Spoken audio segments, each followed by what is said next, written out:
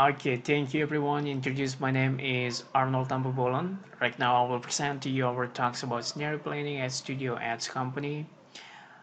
This is a talks for decision making class of MBA ITB, and this talk is done by Syndicate, and this is our team members. As you can see, there is Mas Agung in there, Padlan Kashipi, me, Arnold Tambobolon, Daniel Tambobolon, Farel Alpan, and Kisti Huria.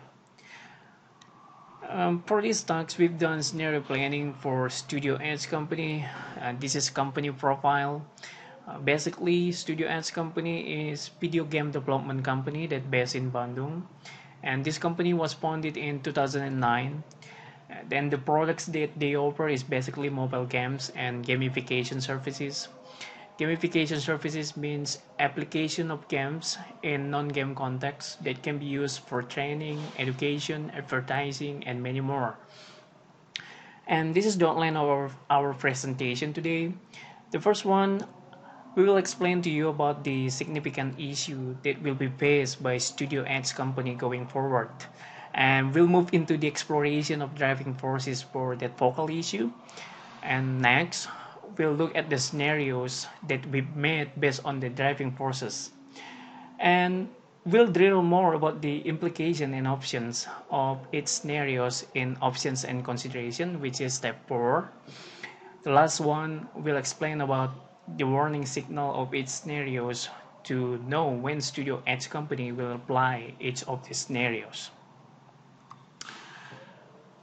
For the orientation, this is our focal issue for Studio Ads Company. As you can see, we want to know whether Studio Ads Company will focus on developing PC games in the next 5 years. Because right now, the majority of game product from Studio Ads Company is mobile games. And this is all the driving forces that we think will make an impact to Studio Ads Company for developing its PC games. We divide the driving forces into 3 segments. The first part is about organization. Organization is the driving forces that came from internal company. We want to know whether the company's operation is effective going forward or not, whether management able to improve best business strategy, and the leadership of its employee and the corporate culture as well. The next part is transactional. This is the driving forces that came from the market or outside of the company. It's about the availability of platform and cloud provider in the market, whether new competitors will emerge in the future, and the market's price in the gaming sector, and the availability of supplier. And the last segment is about contextual. It includes funding.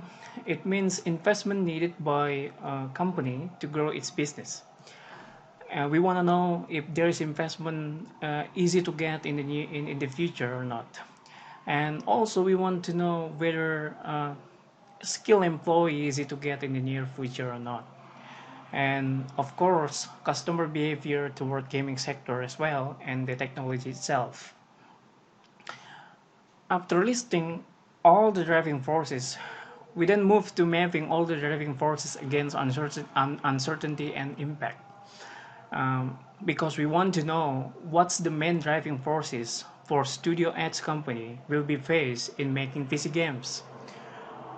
And the results from our mapping show us that funding and talent availability are both has high impact and high uncertainty.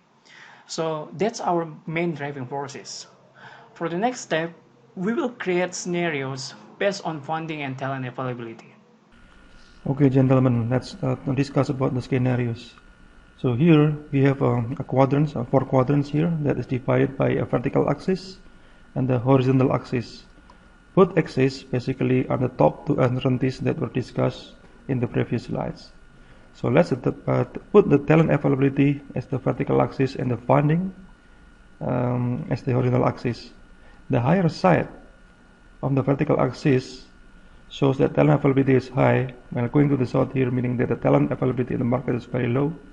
And on the funding side here, if you go to the right meaning that the funding is high, and going to the left meaning that the funding is low.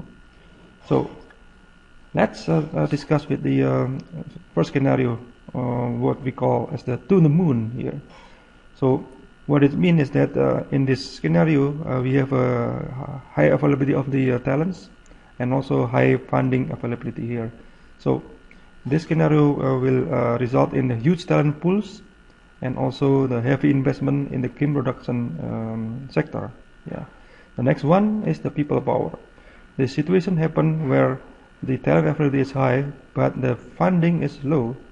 So it will result in huge talent pools, but low investment in game production sector.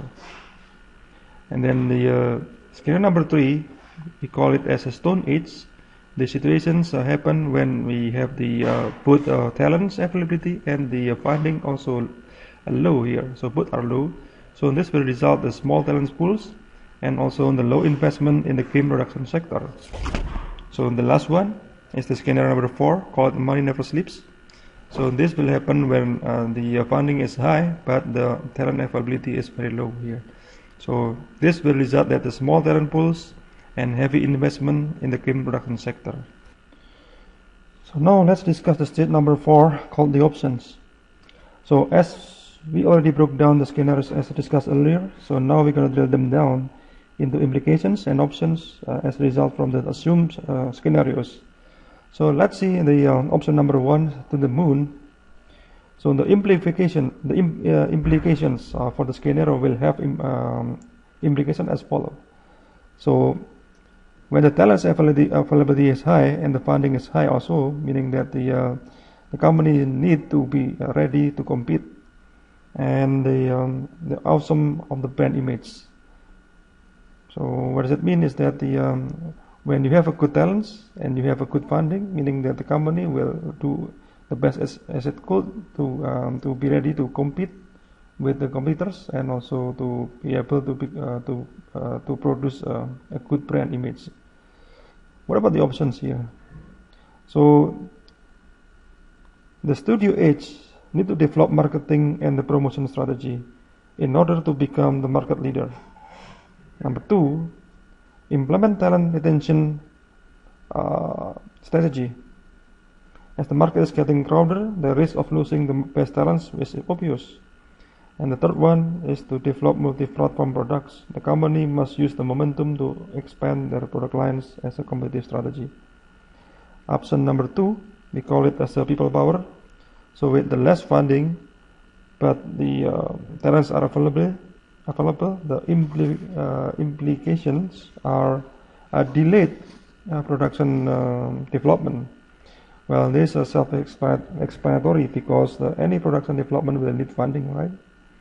So the second implication is the high turnover rate. Why? Because the more competition, so people try to find out a job with a better pay. So what options do we have in this case?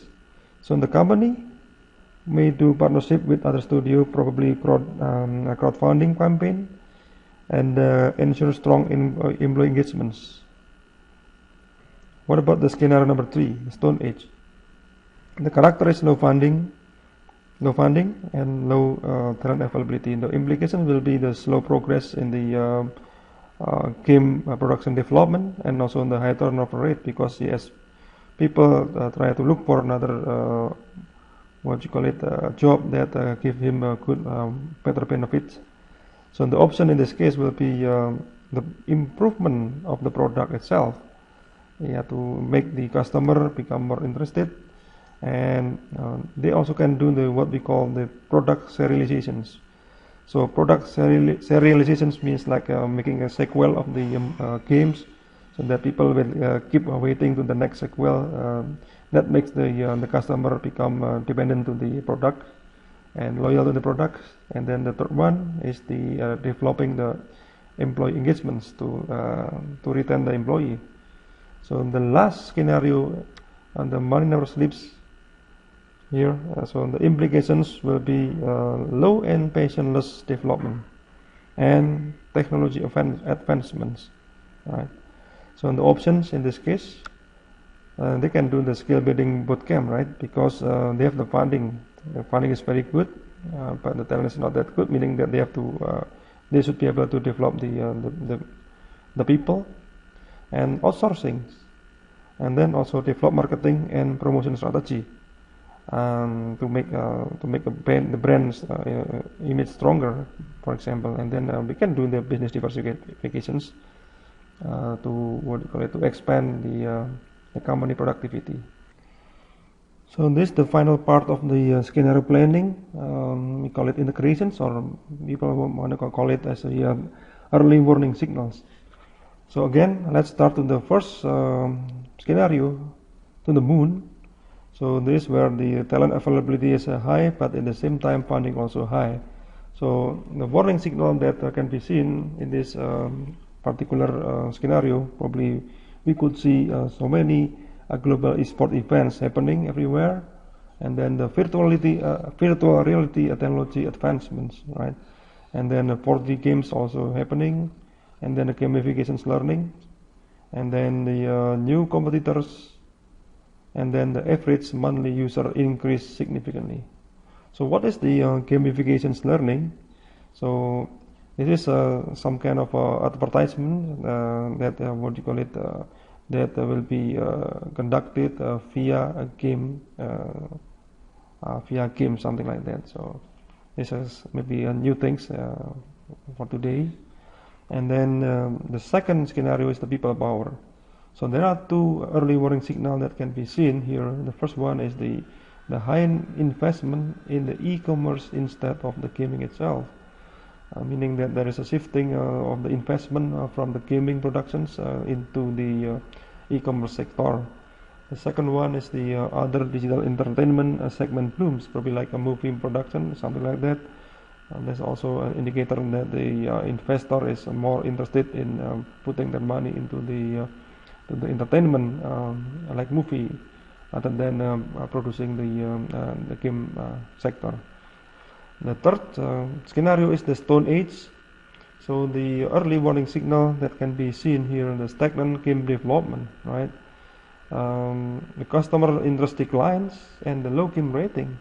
Why? Because with the less funding here, and also the less talent, meaning that the quality of the game is maybe not that good. So people lost their interest, and then of course they will leave this business, and causing the game development is stagnant. And then the last one is the money never sleeps. The scenario, basically there are three early warning signals. Number one is the average salary of the talents increase in the same sector because of the funding is very good, but the talent is low. So the relationship is that people trying to obtain better jobs in the same sector, basically. And then average monthly user increase significantly, and also the lack of innovations in the game industry. How it happens? Well, again, it's very easy to be explained, because the talent availability is very low. This will consequently causing the lack of innovations on the game industry. Thank you.